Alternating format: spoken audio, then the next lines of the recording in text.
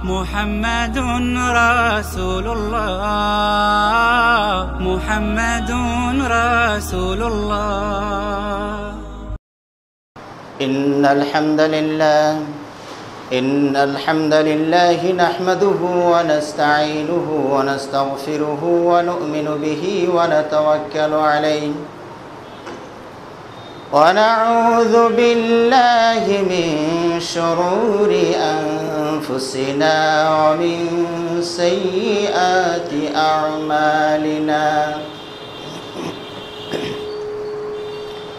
من يهده الله فلا مضل له ومن يضلل فلا هادي له وأشهد أن لا إله إلا الله وحده لا شريك له وأشهد أن محمدًا عبده ورسوله أرسله بالحق بشيرا ونذيرا وداعيا إلى الله بإذنه وسراجا منيرا من يطع الله ورسوله فقد رشد ومن يعص الله ورسوله فإنه لا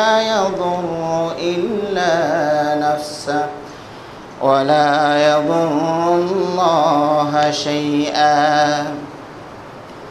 أما بعد فأعوذ بالله من الشيطان الرجيم بسم الله الرحمن الرحيم ألف لام ميم أحسب الناس أن يتركوا أن يقولوا آمنا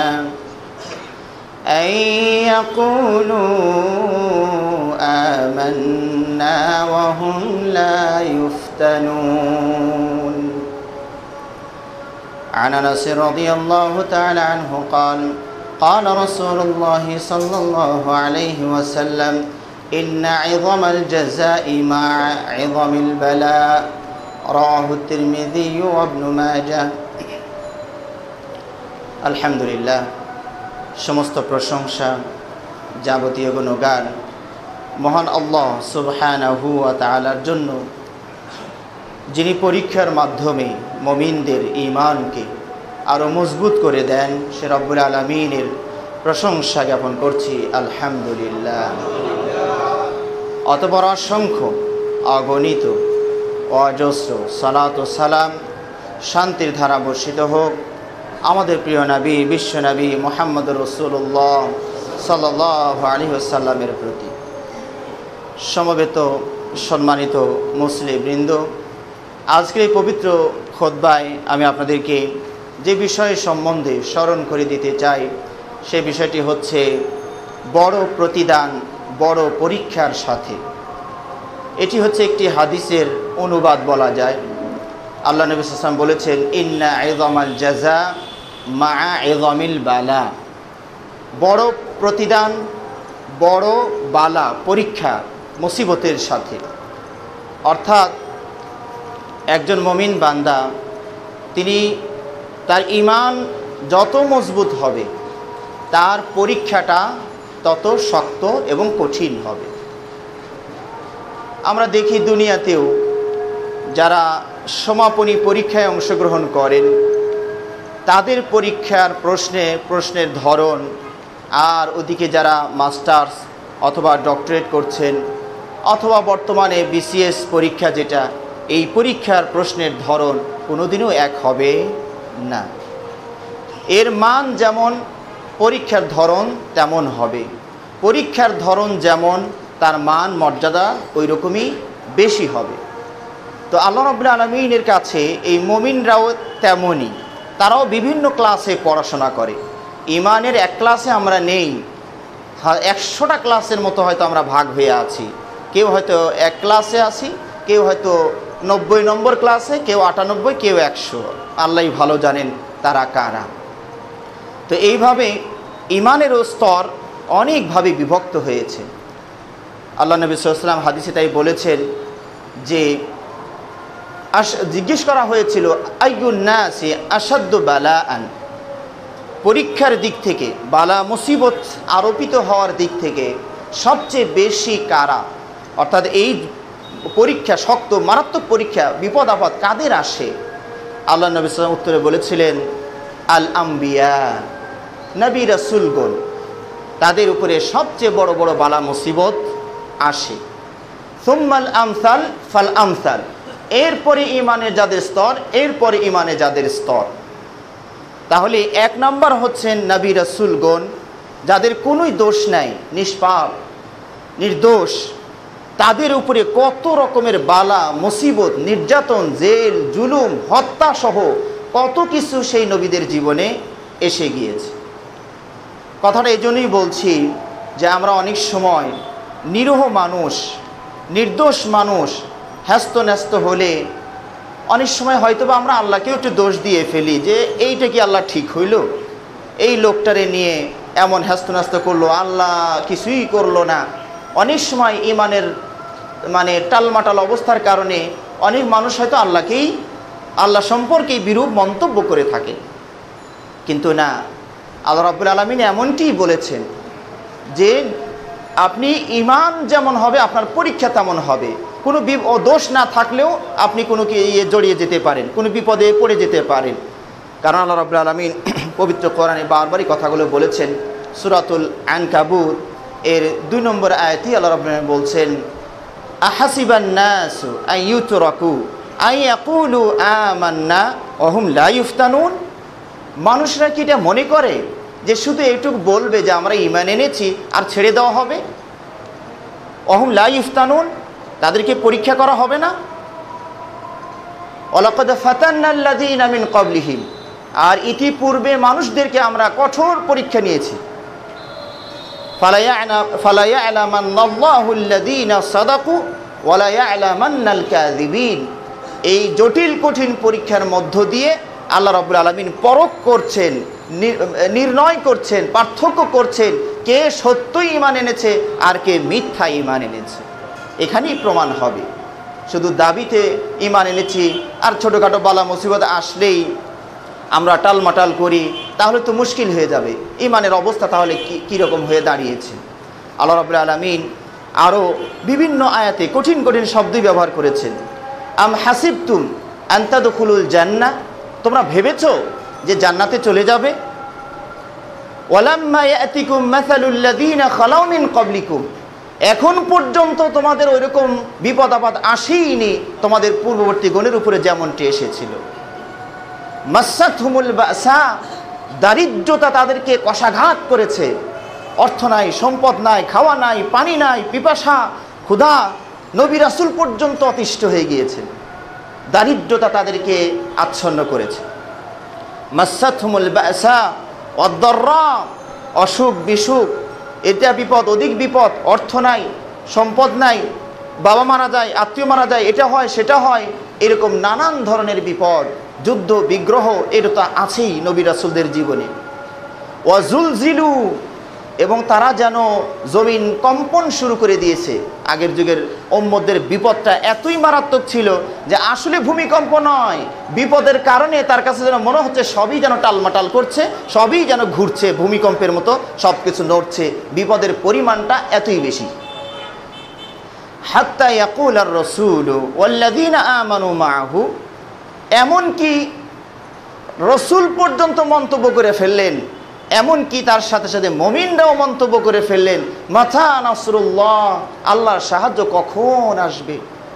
নবী পর্যন্ত একটু যেন ধৈর্য একটু হারা মতো মনে হচ্ছে। মাতা নাসরুল্লাহ, এত বিপদ, এত বালা, কিন্তু আল্লাহর সাহায্য কোথায়? নবী পর্যন্ত বলে ফেলেছেন, রসুল পর্যন্ত বলে ফেলেছেন।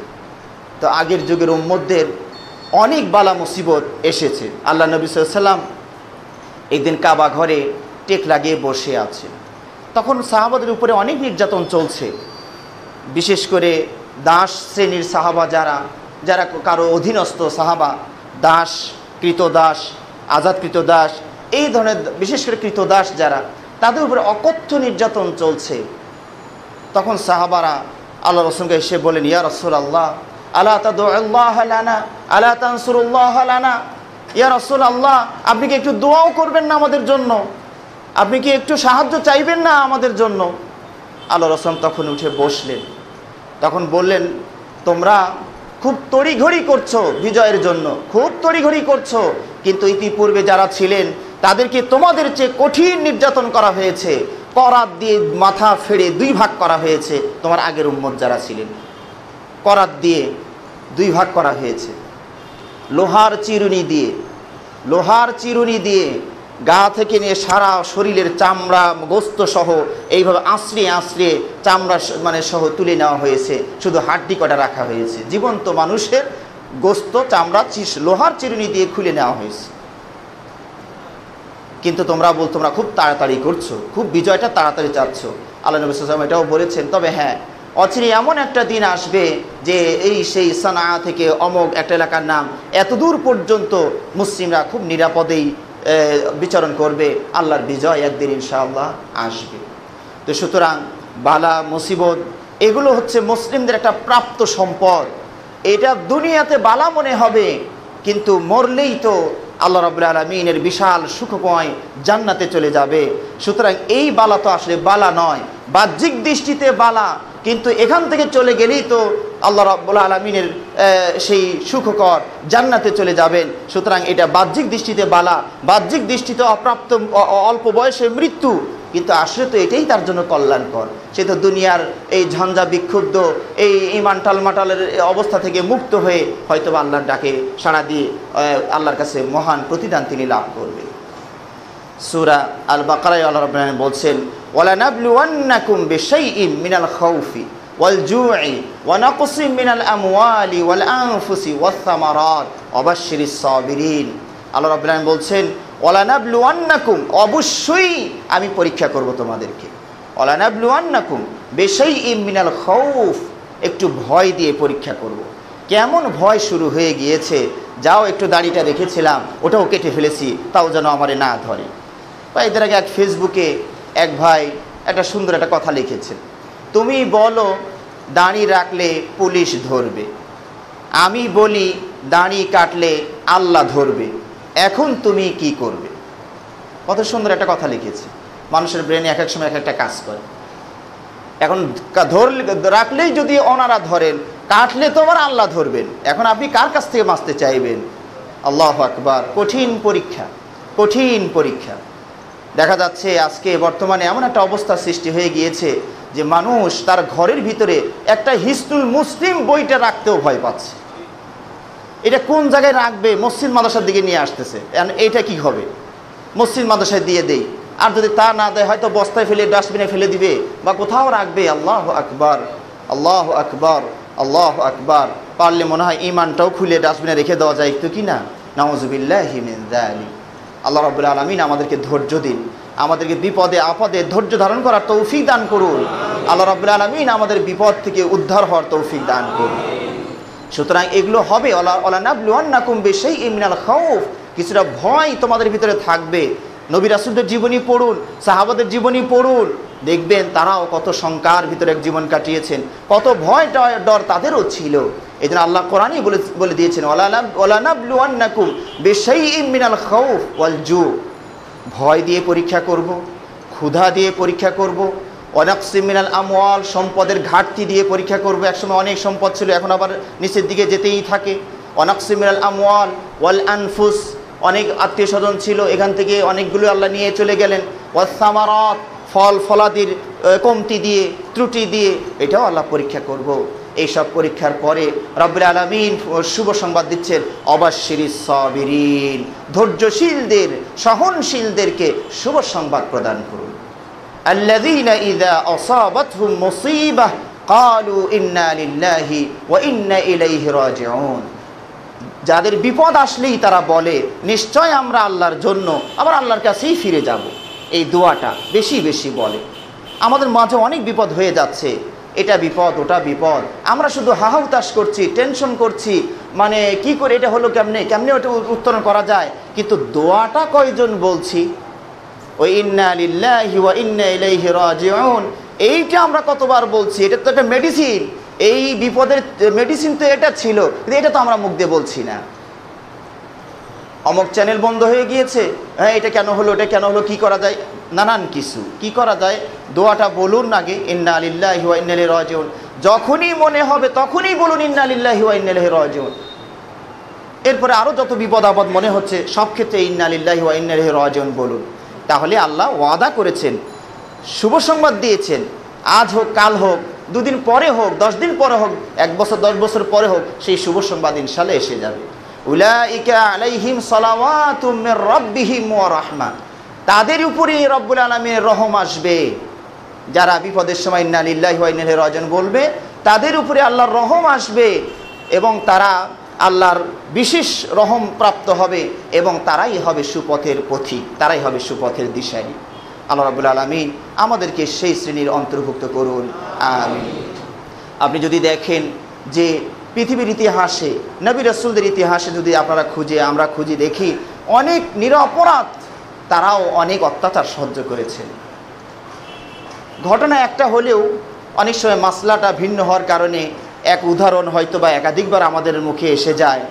ওই হাবিল কাবিলের ঘটনাটা গত আগের জুমায় আমি একটা বিষয় টেনেছিলাম, আবার কোরবানি যখন আসবে তখন আবার ওটা আবার আসবে, তো মাসলা যদি থাকে সেখান থেকে আসতে পারে।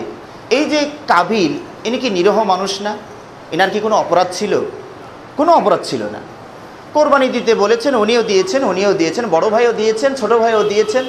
ইমানের মজবুতির কারণে আল্লাহ ছোট ভাইয়ের হাবিলেরটা কবুল করলেন আর কাবিলেরটা কবুল করলো না। আর ওই সময় কবুলের তো আলামত পরিষ্কার ছিল, আকাশ থেকে আগুন এসে যারটা কবুল হয় তারটা খেয়ে যেত, পুড়িয়ে ফেলে দিত, ওটাই মানে কবুল হয়ে গেল। এখন বড় ভাই আত্মমর্যাদায় আঘাত লেগে গেল, হ্যাঁ আমি বড় ভাই, আমারটা কবুল হইল না, তোমারটা কবুল হইল। কবুল করা না করা এর জন্য তো দায়ী ও না, এটা হাবিলের কোনো বিষয় না, ইমানের বিষয়। তোমার ইমান অনুযায়ী বিষয় আল্লাহ কবুল করেননি, আমার ইমান যদি ওরকম হয় আল্লাহ কবুল করেছেন। তো উনি ধমকি দিয়ে দিলেন, আক্তুলান্নাকা, আমি তোমাকে মেরেই ফেলব। আর কাবিল বললেন যে ইন্নামা ইয়াতাকাব্বালুল্লাহু মিনাল মুত্তাকিন, ভাই আমার দোষটা কি? আমি তোমার কি ক্ষতি করতে গেলাম? আল্লাহ তো মুত্তাকি যিনি হন তারটা কবুল করেন, তো তোমার মুত্তাকি হতে বাধা কোথায় ছিল? আমি কি করলাম? তোমার মুত্তাকি হতে আমি বাধা হইলাম কোথায়? কিন্তু ওই যে উদ্যতা, ঈর্ষা, হিংসা, বিদ্বেষ হাবিলকে মেরেই ফেললো। বাহ্যিক দৃষ্টিতে মনে হচ্ছে আল্লাহ তো একটু ঠেকাইলে ঠেকাইতে পারতো তলোয়ারটা, কারণ তো নিরীহ মানুষ, উনি তো নিরীহ মানুষ, ওনার তো কোনো দোষ নাই, কিন্তু আল্লাহ তা করলেন না কেন? হ্যাঁ, আমরা মনে করি কি যেখানে মৃত্যু থেকে ঠেকানোটাই যেন বড় রহম প্রাপ্ত হওয়া, কিন্তু আল্লাহর দৃষ্টিতে তাড়াতাড়ি চলে আসুক না, অসুবিধে কি? এখান থেকে দুনিয়ার এই ফিতনা ফাসাদ মারামারি কাটাকাটি এগুলো থেকে চলে আসুক, আমার কিন্তু ভালো ব্যবস্থা আছে, তো ওখানে আমি তলোয়ার ঠেকাই দিয়ে কি করব? পড়ুক না কোপটা, চলে যাক দুনিয়া থেকে। আমি তো এখানে আসা মাত্র আমি ওরে ভালো ব্যবস্থা দিতে পারছি, এখন তো আমি দিতে পারি না, ওইভাবে দেই না, সবাইকে ব্যালেন্স করে দেই, আর ওই কোপটা খেয়ে আসলেই তো আমি ভালো ব্যবস্থা দিতে পারি। সমস্যাটা কোথায়? বাহ্যিক দৃষ্টিতে আমরা এইভাবে মনে করে হারে আল্লাহও কিছু কইল না, আল্লাহর জন্যই ওর জীবনটাই গেল। সমস্যা কি? এই পাড়ার ওপার যদি আপনারা ভেদাভেদ করেন, সে তো মহাসুখে চলে গেল। এই সামান্য দুনিয়ার ডাল ভাতের চেয়ে এখন অনেক আরামে থাকবে, যা চাবে তা পাবে। এখন যা চাবে তা পাবে, কোনো ভয় থাকলো না, কোনো টেনশন থাকলো না, কোনো চিন্তা থাকলো না। আর তো দুনিয়াতে কত কিছু থাকতো। আল্লাহু আকবার, আল্লাহু আকবার। এইভাবে দেখুন যে আপনারা যদি ইব্রাহিম আলাইহিস সালামের জীবনীটা পড়েন, এই ইসলামের কাজ করার জন্য, দাওয়াতি কাজ করার জন্য প্রথম শাস্তি পেলেন বাবার কাছ থেকে। বাবা বাড়ি থেকে বহিষ্কার করে দিলেন, তুমি এ বাড়ি তারা আসবা না, তুমি আমার মূর্তি মানো না, আমার ইবাদতবন্দি করবা না, তুমি আমার বাড়িতে থাকবা না। এখনও অনেক ভাই দেখবেন দাঁড়িয়ে রাখার কারণে, ইসলামী বই রাখার কারণে বাবা মা বলে ফেলছে তুমি আলাদা চলে যাও, তোমার আমার দরকার নেই। অনেক বাবা মা বলে ফেলছে। তেমন ছেলেরা কি সিদ্ধান্ত নেবে? ইব্রাহিম যে সিদ্ধান্ত নিয়েছেন সেটাই। রিজিক তো শুধু ওখানেই নাই, আরও তো জায়গা আছে। আরদুল্লাহি ওয়াসিআ, আল্লাহর জমিন প্রশস্ত। যাদের বাবা নাই, যাদের মা নাই, তারা কেমনে চলে? আমার তো এরকম একটা 3.5 জায়গা হবে এক জায়গায়, কিন্তু ইমান হারা হওয়া যাবে না, নরম হওয়া যাবে না, দুর্বল হওয়া যাবে না। তবে পরামর্শ তাদের সাথে গ্রহণ করতে পারেন, পরিস্থিতি বুঝে যদি কোনোটা নমনীয় হওয়া লাগে, কখনো গোপনীয়তা অবলম্বন করা লাগে, সেটা বাবা মার পরামর্শ আপনারা অবশ্যই গ্রহণ করার চেষ্টা করবেন। এর মানে এটা আমি বলছি না যে একদম হাড্ডাহাড্ডি অবস্থায় যাবেন, কারণ হয়তো ইব্রাহিমের বাবা কাফের ছিলেন পুরাপুরি, হয়তো আপনার বাবা ওইরকম না, ঈমান তারা আছে, হয়তো বা ভাবছেন এই পরিস্থিতিতে একটু জটিল, তুমি একটু সাবধানে চলাফেরা করো, এটা আপনার কল্যাণের জন্যই হয়তো বা তিনি এটা ভাবছেন। তো যা হোক, এই ইব্রাহিম আলাইহিস সালামের জীবনে দেখুন কত পরীক্ষা, অথচ তিনি নিরপরাধ নিষ্পাপ।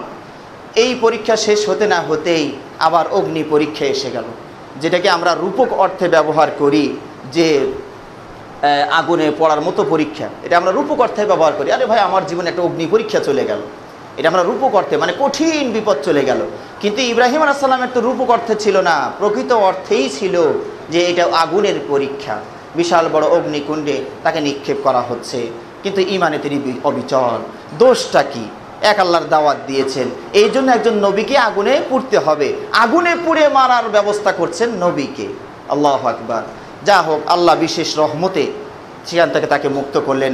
অকুলনা ইয়া নারু কুনি বারদান ওয়া সালামান আলা ইব্রাহিম, আল্লাহ নির্দেশ এসে গেল, আগুন তুমি ইব্রাহিমের জন্য শান্ত শীতলে পরিণত হয়ে যাও। সুবহানাল্লাহ। হয়তোবা বলতে পারেন উনি নবী দেখে এটা শান্ত শীতল হয়ে গেল, আমার জন্য তো নাও অর্ডার আসতে পারে, আমি এখন কি করতাম? সমস্যাটা কি? আপনি এই আগুনে দগ্ধ হয়ে পুড়ে গেলেই তো ওখানে গিয়ে তো আবার ওই পারি তো আবার বিশাল শান্তি এসে গেছে, এইটুকুই তো কষ্ট, এরপরই তো আবার শান্তি। আল্লাহু আকবার, আল্লাহু আকবার। তার মানে আমরা দুনিয়াতে বেঁচে থাকাটাই যেন সার্থকতা মনে করছি, মরে যাওয়াটাই যেন ব্যর্থতার দুর্বলতা মনে করছি, কিন্তু মুসলিমরা তো এরকম ভাবার কথা ছিল না। বেঁচে থাকাটাই একটা মানে অস্বাভাবিক বিষয়, মরে যাওয়াটাই স্বাভাবিক বিষয়, এটাই তো স্বাভাবিক। বেঁচে কেন আছে এটাই তো অস্বাভাবিক বিষয়, কেন যে আল্লাহ রাখছেন বলতে পারি না, কারণ চলে যাবে এটাই তো সত্য এবং স্বাভাবিক। এরপরে দেখুন ইব্রাহিম আলাইহিস সালাম এইভাবে এই বাবিল শহরে যতদিন ছিলেন একটার পর একটা বিপদ আসতেই থাকলো। এবার তাকে হিজরত করে জন্মভূমি ছেড়ে দিয়ে চলে যেতে হলো কেনানে। সেখানে গিয়েও আমার বিপদ এসে গেল, খাবার নাই, দুর্ভিক্ষ। নবী যে এলাকায় থাকে সেই এলাকায় আবার দুর্ভিক্ষ দেখা দেয়। অথচ মিশরের ফেরাউন, তখনও ফেরাউন ছিল, তার মানে মিশরের শাসকদের উপাধি ছিল ফেরাউন। মুসার সময়ও ফেরাউন গোষ্ঠী শাসন করেছে, ওই ইব্রাহিম আলাইহিস সালামের যুগেও ফেরাউন গোষ্ঠী শাসন করেছে। নবীর এলাকাতে খাবার নাই, দুর্ভিক্ষ চলে, নবী বাধ্য হয়ে চলে যাচ্ছেন সেই ফেরাউনের দেশে, মিশরের দেশে খাবার সংগ্রহ করার জন্য। আমাদের মতো লোককেই নবুয়ত দিলে আল্লাহ বলতো তোমার নবুয়তই আমার লাগবে না, ফেরত দিলাম আমি তোমারে, আমি নবী, আমার এখানে খাবার নাই আর তুমি ফেরাউনরে খাবার দিয়ে ভরপুর করে রাখছো। হয়তোবা আমরা আল্লাহ না করেন এমনই বলে ফেলতাম, কিন্তু নবীদের ঈমান ওইরকম মজবুত, আল্লাহ এরকমই চেয়েছেন, এরকমই হতে হবে, যাই আমরা ওখানেই যাই। গিয়েও আবার আর এক বিপদ হয়ে গেল, স্ত্রী অপহরণ হয়ে গেল। অপহরণ সমস্যাটা তো এই যুগের না, সেই ফিরাউনের আগের যুগ থেকে অপহরণ সমস্যা চলছে। বিবিকে অপহরণ করে নিয়ে গেল। ইব্রাহিম আলাইহিস সালাম সালাতে দাঁড়িয়ে গেলেন, কেউ তো নাই, তিনজন মানুষ, ইব্রাহিম, বিবি সারা আর লুত আলাইহিস সালাম, ভাতিজা বা ভাগিনা সম্পর্কে যেটি হোক, ভাতিজাও কেউ বলেছেন। এই তিনজনই এই পৃথিবীতে মুমিন, এছাড়া আর কেউ নাই। এখন এই বিপদে বলুন তো কে পাশে আসবে? কোন ভাই একটু ফোন করে এনাদের পাশে আসবে? কেউ নাই। ওই যেখানে ফোন করা দরকার ইব্রাহিম ওখানেই ফোন করলেন, সালাতে দাঁড়িয়ে গেলেন। আল্লাহ ইজ্জতের মালিক আপনি, আমাদেরকে আপনি কেন নিয়ে আসেন তাও আপনি জানেন, তা আল্লাহ আমাদেরকে রক্ষা করুন। আল্লাহু আকবার। উনি দোয়া করছেন, টেলিফোন করছেন, বড় বস, হ্যাঁ এটাকে বস বলা যায় না, আপনাদের বোঝার জন্য বলি, আল্লাহর সাথে, আসল মালিকের সাথে উনি টেলিফোন করছেন। আল্লাহ একটা ব্যবস্থা করেন। আর যখন এই ফেরাউন এই শাসকের গৃহে সারাকে পৌঁছিয়ে দেওয়া হলো, তিনিও ওযু করে সালাত শুরু করে দিয়েছে। আল্লাহু আকবার। দুই দিক থেকে টেলিফোন চলছে, ওদিক থেকে স্বামী টেলিফোন করছে আল্লাহর কাছে, এদিক থেকে বিবি টেলিফোন করছে আল্লাহর কাছ থেকে। আল্লাহ আপনি তো জানেন এই পৃথিবীতে আমরা এই তিনজন ছাড়া আর কেউ ঈমানদার নাই, আমাদের পাশে দাঁড়ানোর মতো আর কেউ নাই, এবং আপনি জানেন আমি আমার সতীত্বকে আজ পর্যন্ত সংরক্ষণ করেছি, আমার স্বামী ছাড়া আমার গায়ে কেউ হাত দিতে পারে নাই, এটা তো আপনি জানেন। সুতরাং আজকে আপনি আমার এই বিপদ থেকে আল্লাহ উদ্ধার করুন। দুই দিক থেকে টেলিফোন, দুইটা টেলিফোন, এত বেশি লাগলো না, মাত্র দুইটা টেলিফোন। এই ঘাতক, এই জালেম যখনই সারার দিকে হাত বাড়াচ্ছে তখনই সে ওই মৃগী রোগের মতো ধপাস করে পড়ে হাত পা চাপড়াইতে লাগলো, মানে অস্ত্র। সারা তখন আবার উল্টা দোয়া করলেন, আল্লাহ এই লোকটা যদি এখন মরে যায় তাহলে ওরা মনে করবে যে আমার বদদুয়ার কারণে মরে গেছে, আল্লাহ ওরে মাইরেন না। আল্লাহু আকবার, আল্লাহু আকবার।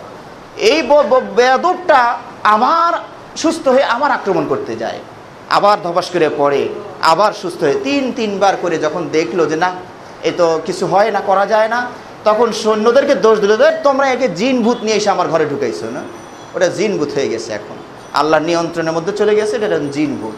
যাকে এটা খুব ভালো সে মনে করে নিজের একটা দাসী ছিল হাজেরা, নিজের সেই হাজেরাকে, ইব্রাহিম আলাইহিস সালামকে শুধু সারাকেই ফেরত দিল না, সাথে সাথে একটা খাদেমা তার জন্য সেবকের, মানে এই ভালো মেয়ে তো ভালো বোঝা গেল, তাহলে তার সেবা যত্নের জন্য একজন ভালো মেয়েও তার সাথে দিয়ে দিলেন, এটা তোমার হাদিয়া, তুমি এটা নিয়ে যাও। সুবহানাল্লাহ, সুবহানাল্লাহ। গেলেন খাদ্যের জন্য, পড়লেন বিপদে, আবার কেমনে খাদ্য পেলেন, রসদ খাদ্য, সেও অনেক খাবারও দিয়েছে তাদের জন্য। এই জালিম বাদশাহ ফেরাউন শুধু দাসী হাদিয়া দেয়নি, সাথে সাথে খাবার দাবার যা প্রয়োজন যতটুকু তাও তাদেরকে দিয়ে দিয়েছেন, যান আপনারা নিয়ে যান, নিরাপদে আপনারা চলে যান। সুবহানাল্লাহ। আল্লাহ কিভাবে পরীক্ষা করেন, আবার কিভাবে উদ্ধার করেন। সুবহানাল্লাহি ওয়া বিহামদিহি, সুবহানাল্লাহিল আযীম। এই ইব্রাহিম সাল্লাম এই মিশর থেকে আবার কেনানে চলে আসলেন। এরপরে আল্লাহ রাব্বুল আলামিনের আবার পরীক্ষা আসলো। দেখুন নবীদের কেমন করে আল্লাহ পরীক্ষা করেন।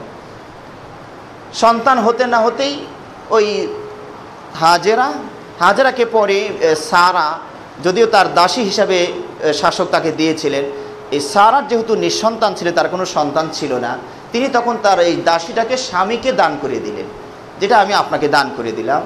আর ইব্রাহিম আলাইহিস সালাম তখন মুক্ত করে তাকে বিবাহ করে নেন। হ্যাঁ, এটা ওই সমাজের জন্য একটা সহজ ব্যাপার ছিল। বর্তমান যুগে তো ফাটাফাটি অবস্থা আর কি, বর্তমান যুগের জন্য এটা একটা অসম্ভব কল্পনীয় বিষয়।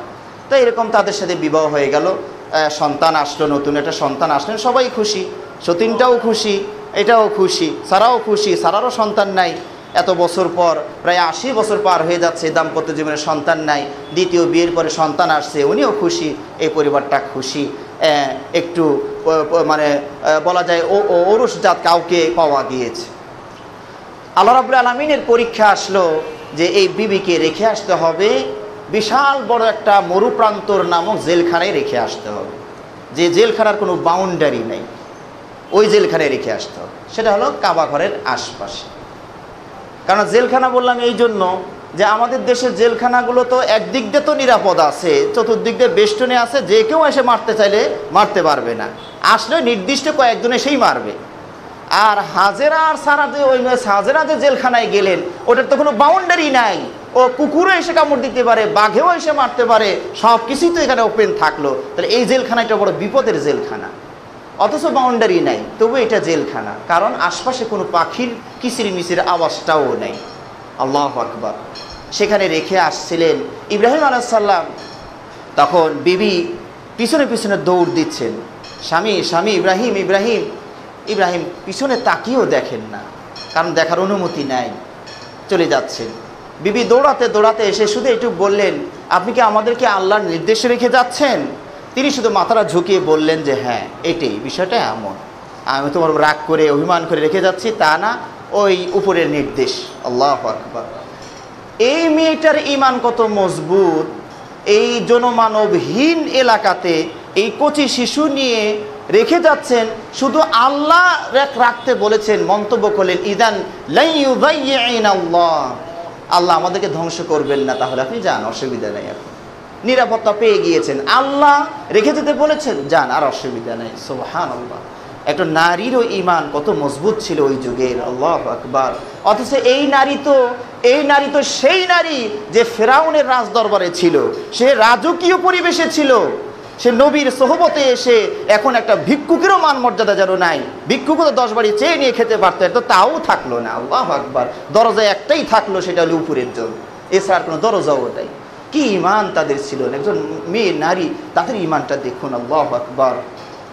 ইব্রাহিম আলাইহিস সালাম ওখানে রেখে এসে একটু দূরে এসে টেলিফোন করছেন, রব্বি ইন্নী আসকানতু মিন যুররিয়্যাতি বিওয়াদিন গায়রি যি যারইন ইনদা বাইতিকাল মুহাররম। আল্লাহ, আমি আমার সন্তানকে এমন এক স্থানে রেখে আসলাম যেখানে কোনো চাষাবাদ নাই, খাওয়ার কোনো ব্যবস্থা আল্লাহ নাই।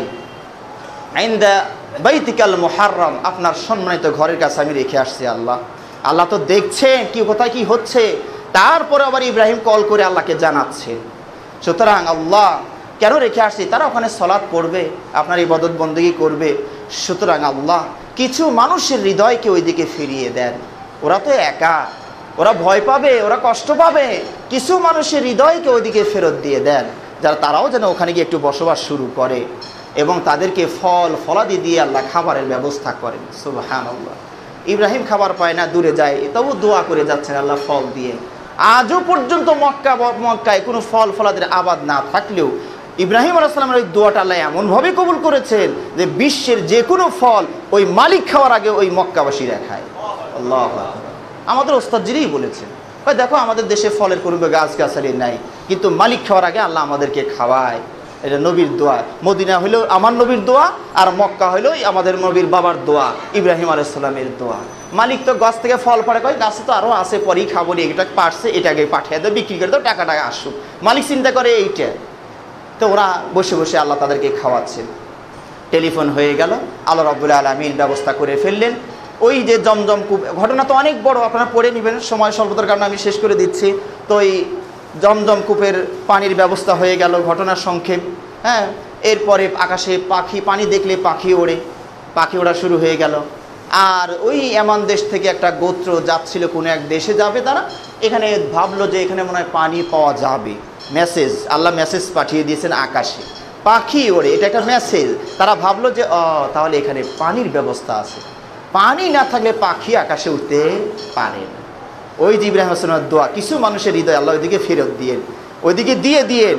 তারা চলে গেলেন, পানি চাইলেন, সারা শর্ত দিলেন, হ্যাঁ পানি দিব বাবা, কিন্তু তোমাদেরকে এখানে বসবাস করতে হবে, তাহলে আমরা তোমাদেরকে পানির ব্যবস্থা করে দিব। তারা রাজি হয়ে গেলেন থাকার জন্য। মরুপ্রান্তরে পানিটাই হলো মেইন প্রবলেম, পানি যেহেতু আছে তো অসুবিধা নেই, আমরা বসবাস শুরু করি। এরপরে সেখানে ইব্রাহিম আলাইহিস সালাম, ইসমাইল আলাইহিস সালাম বড় হলেন, তাদের বংশে বিয়ে করলেন। এইভাবে আস্তে আস্তে এই বিরান মরুভূমি কেমনে আল্লাহ আবাদ করলেন। আচ্ছা, আমাদের ব্রেনকে এটা বলে না আল্লাহ কেন এই একটা অবলা নারী স্মরণ, এই একটা কচি শিশুকে দিয়ে এটা আবাদ করলেন? আল্লাহর কি আর কোনো ব্যবস্থা ছিল না? এমন দেশ থেকে ঝড়ের গতিতে কিছু মানুষকে তুলে নিয়ে সেখানে ফেলে দিলেও তো হইতো, প্লেনে করে আল্লাহ নিয়ে আসতে পারতেন। আরও তো অনেক মানুষ ছিল, তাদেরকে নিয়ে সেখানে বসবাস করানোর জন্য ব্যবস্থা করে দিতে পারতেন। কিন্তু এই ইব্রাহিমের বংশের উপরে এত পরীক্ষা কেন? ওই যে উনি যে জাতির পিতা হবেন, বিসিএস ক্যাডার হবেন, তো পরীক্ষা ভালো করে দিতে হবে না ওনাকে এই জন্য পরীক্ষা, কঠিন পরীক্ষা দিতে হবে। 80 বছর বয়সে খাতনার বিধান আসলো ইব্রাহিম আলাইহিস সালামের, 80 বছর বয়সে। কেন ওই সময় ওই যে খাতনা যে করে দেয় ওটা কোথায় পাবেন? ও প্রচলনই তো নাই। ইব্রাহিমকে বলা হলো কুড়াল দিয়ে খাতনাই করে ফেলে, নিজের খাতনা। এখন তো আল্লাহু আকবার, কত ব্যবস্থাপনা, ইঞ্জেকশন দিয়ে করে, মানে পুরা শরীর কাটলেও আমি আর টের পাই না। অপারেশন চোখের সামনে আমার শরীর কাটছে, এখন আপনারা চেয়ে দেখছেন, সমস্যা কি? আমি দেখছি, টের পাচ্ছি না, বুঝি না। ইব্রাহিমের সময় এই অবশ করার অস্ত্র কোথায় পাবেন? কে করে দিবে? নিজেই আল্লাহর সিদ্ধান্ত, নিজেই কুড়াল দিয়ে কেটে মুসলমানি করে ফেললেন, খাতনা করে ফেললেন। সুবহানাল্লাহ, কেমন নির্দেশ! ছেলে কোরবানি দিতে হবে। আগুনের পরীক্ষাও সহজ ছিল, এটা তার জটিল পরীক্ষা। আগুনের পরীক্ষা তো উনি বাধ্য ছিলেন না, তাকে বাধ্য করানো হচ্ছিল, জোর করে ফেলে দেওয়া হচ্ছিল। আর এটা তো মানে সানন্দে করে ফেলতে হবে, নিজের হাতে ছুরি দিয়ে নিজের ছেলেকে জবাই করতে হবে।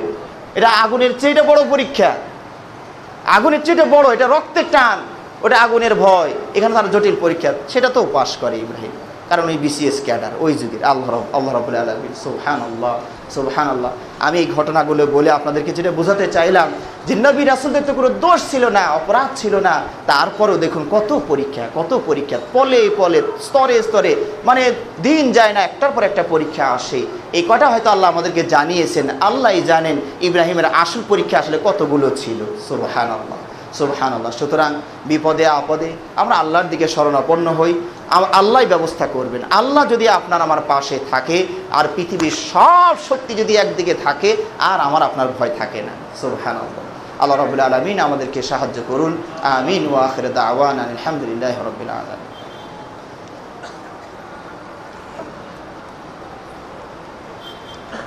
ইন্নাল হামদালিল্লাহি ওয়াহদাহু والصلاة والسلام على من لا نبي بعده وعلى آله وأصحابه ومن تبعهم بإحسان إلى يوم الدين. أما بعد فإن خير الحديث كتاب الله وخير الهدي هدي محمد صلى الله عليه وسلم وشر الأمور محدثاتها وكل محدثة بدعة وكل بدعة ضلالة وكل ضلالة في النار.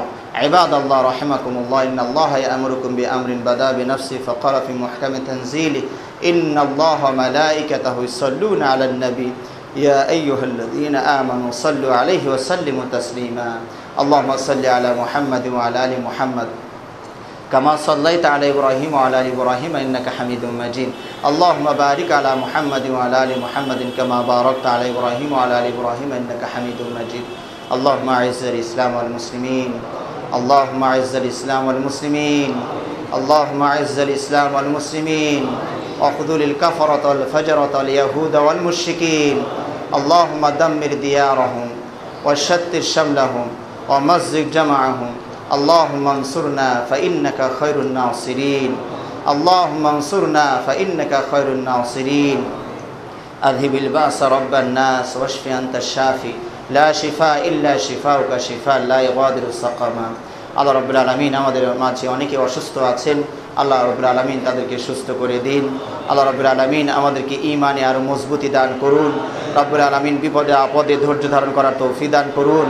আল্লাহ রাব্বুল আলামিন অনেকেই আমাদের মধ্য থেকে বিদায় নিয়ে চলে গিয়েছেন, তাদের সুখের ব্যবস্থা করুন। রাব্বুল আলামিন তাদেরকে জান্নাতুল ফিরদাউস নসিব করুন। রাব্বুল আলামিন অযথা যারা হ্যস্ত হচ্ছেন, আল্লাহ রাব্বুল আলামিন তাদেরকে মুক্ত করার ব্যবস্থা করুন।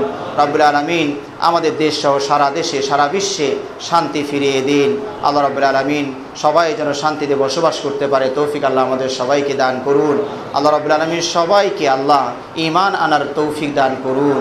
আল্লাহ সবাইকে ঈমান আনার তৌফিক দান করুন। মুসলিম ভাই ভাই মহাব্বত সৃষ্টি করে দিন, প্রেম প্রীতি ভালোবাসা সৃষ্টি করে দিন। মা বোনদেরকে দিনের উপর চলার তৌফিক দান করুন। আল্লাহ রাব্বুল আলামিন আমাদের যুবক ভাইদেরকেও ইসলামের পথে চলার তৌফিক দান করুন।